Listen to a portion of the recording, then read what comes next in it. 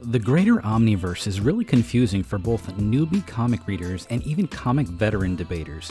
The only way to really showcase and explain all of this is with my own handmade visual guides, because the comic only offers a single visual guide for all of us that goes totally ignored by the majority of comic scalers and debaters. Also, for reference, a comic scaler or debater means people who argue the social hierarchy of comic stories and who have discussions about topics in the comics, like who's the most powerful of all of the characters in DC Comics and other topic questions like that. In this case, the greater Omniverse was first implied to be a thing near the end of the 2015 DC Comics series called Metal. In this story, a thing called the Source Wall is broken in an epic final battle between the heroes and the villain Barbados. The Source Wall, for ages in DC history, was a barrier that cut off the point of the source from the rest of creation, that separated the unknown realms of the source above it with the rest of existence below it. It was meant to be a container. We were told that behind this Source Wall laid what was called the Overvoid, which the comics labeled as the Infinite Frontier and also the Greater Omniverse. Okay, stay with me. I know that's already super confusing if you haven't read anything before, but just stick with me. You'll understand all of this by the end of the video. Here is a visual guide that was made in 2014 by DC Comics that shows all of the realms of DC and what the layout looks like at the time. At the very edge is the Source Wall that leads to the white space called the Overvoid. If you look at the central portion of this map, this is bleed space. It contains all of the universes and multiverses for DC Comics. All of these alternate worlds and universes and multiverses and megaverses are in this space. The authors and the guide said during this time that there are infinite of them, infinite multiverses. However, only 52 were mapped by a group called the Monitors, and their social alpha, a guy named Dax Novu, who later would molt into a being called Mandrak. So this local 52 is just the main 52 worlds in this bleed space area on the map, and outside of the local 52, there are infinite other realms and multiverses that aren't known yet and not mapped. Got it? Good. This is fairly easy to understand. The reason for this is, of course, the illustrator can't draw a ton of worlds and numbers on a visual guide. Showing off just the local 52 and most important worlds, that what we know of anyway, is the best and most logical choice to explain and illustrate DC structure. You can't draw hundreds of worlds, or even make a guide with thousands of them, and if you did, it would probably take years to craft and write. So the best way to explain it was to locate the local 52 and detail just those, and tell fans there are infinite others that exist elsewhere beyond the local 52. So good, that's not too complex to understand, it's basic logic really. So during the Metal series, the Source Wall is broken, and we learn what's behind it. At this point in the story in 2015, we're told that this is what is called the Infinite Frontier beyond the breaking point. It's super important to note that right now, that this is what the story says as of 2015. The story says, beyond this location is the great unknown, a cosmic mystery basically. Later, the rest of the Metal series is concluded with a series called Justice League 2018 and also Death Metal, and a few other tie-ins and offshoots as well that explain that the location beyond this Source Wall was the Overvoid, also called the Greater Omniverse, also called the Infinite Frontier. We learn of mysterious entities who are called the Hands, who are part of this race of super celestials who create multiverses for a being known as the Source or the Presence. Their home is the Greater Omniverse within the Overvoid. Again, let's just stop for 1 second and make sure that you understand that the comics are saying we are now, right here, in this location on the map. The white space that is far, far above this other place called Bleed Space, the central area. So during the end of Death Metal series, another series is released as an offshoot that is not the mainstream Death Metal series. It's just a tie-in series called Odyssey. In this series, we get references to Darkseid hatching a plan to use a device that revises history. This device is called the Hyper Adapter, and Darkseid held onto this device for eons, planning this since he was young, as he says, and that this device uses mythology revision as a weapon. During this era, the author of the series let us know that this Metal series in 2015 is a bold, new rewrite of the DCU origin story and was explicitly crafted to be a new mythology origin story for DC Comics. One is like definitely neck and neck crazy with this one. But with 6, I mean, the things that happen at the end are pretty bold, you know, and definitely rewrite a lot of sort of mythology of the DCU. And I think ultimately this year I really fell in love again going back and looking at a lot of Kirby and a lot of sort of seminal stories that I loved as a child, both at Marvel and DC. I studied a lot of events, you know, and a lot of big stories from Infinity Gauntlet to Blackest Night all over the place, and, you know, Crisis on Infinite Earths. And those stories, what I realized they have in common is that they're daring and they're not afraid to redo creation myths. They're not afraid to say, this is where we thought the boundaries of our imagination were when it came to this universe. This was confirmed in more than a few of his interviews. During the Odyssey series, Darkseid explains that it was his plan for ages and ages to use this hyperadapter to revise history, by using creation myths to alter the history of a creation. So let's stop for just 1 second. The author confirms that the Metal series is intended to be a new creation mythology origin story for the DCU, and Darkseid reveals his plans were to use this device that rewrites history by using creation mythology as a weapon to initiate revisions of history. Basic logic shows us that something more is at work here. And this was entirely Darkseid's plan. Again, he says this was all his plan to perform this since he was young. Mind you, Darkseid is billions and billions of years old, maybe even older technically if you look at the entire history of the DCU, and considering that Darkseid has been locked in pocket dimensions and stuck in time loops for eons multiple times. So stepping back for a second and looking at the larger picture, in the Death Metal series and Justice League 2018 series, we learn that a creator named Perpetua was the mother of the multiverse, using the power of the Source, which the comic explains lives in the white space above the Source wall, to craft and create her own new multiverses and creations, and that she's part of this race of entities known as the Hands, who are tasked by the Source to go create creations. They all live in the greater Omniverse, which is located above the Source wall. Again, please note, during this 2018 era, we're told this greater Omniverse is in the Overvoid. Do not forget that. Flashpoint Beyond is then released, and we see Batman and some others discover that the Omniverse is separate from Hypertime. However, Perpetua's son, Alpheus, the Forger Monitor, proclaims he made Hypertime.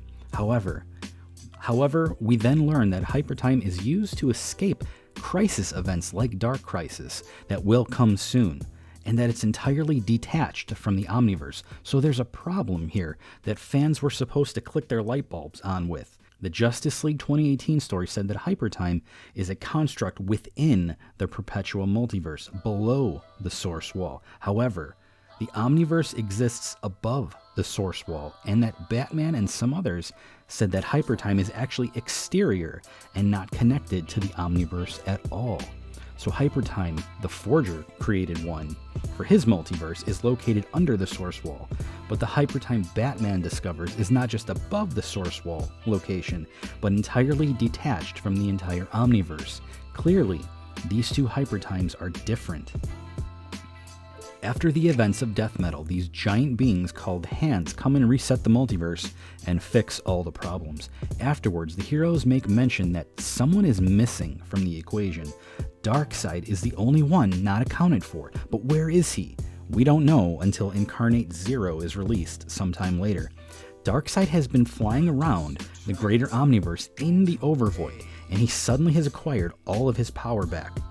This was Darkseid's plan, explained in Odyssey, to form all his true power and take revenge upon everybody else.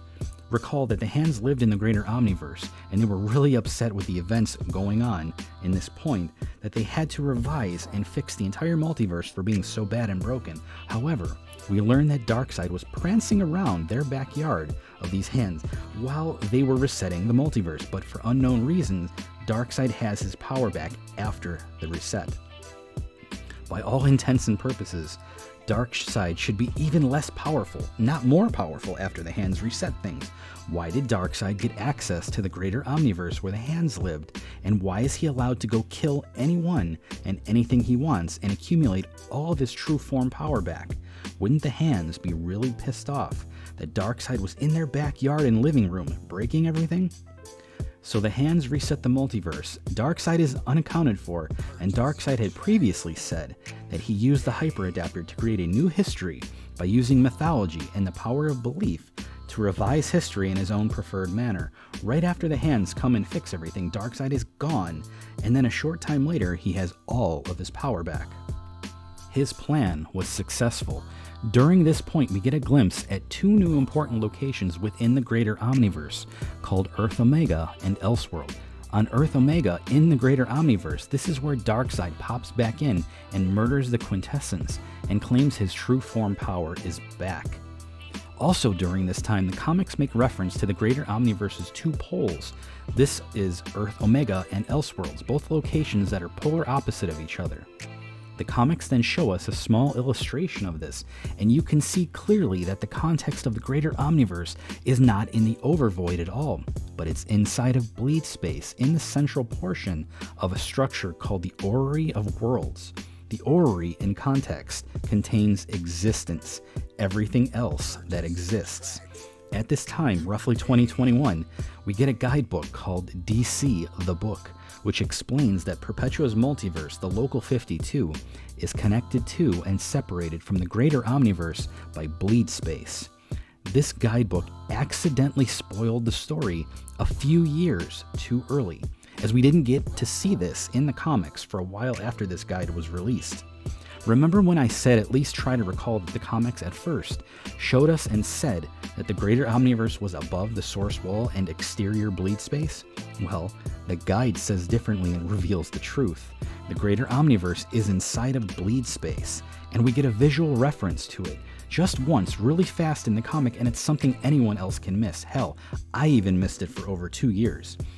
It shows the two big polar opposite worlds called Elseworld and Earth Omega at opposite ends, all within bleed space and not in the white space overvoid. Someone lied.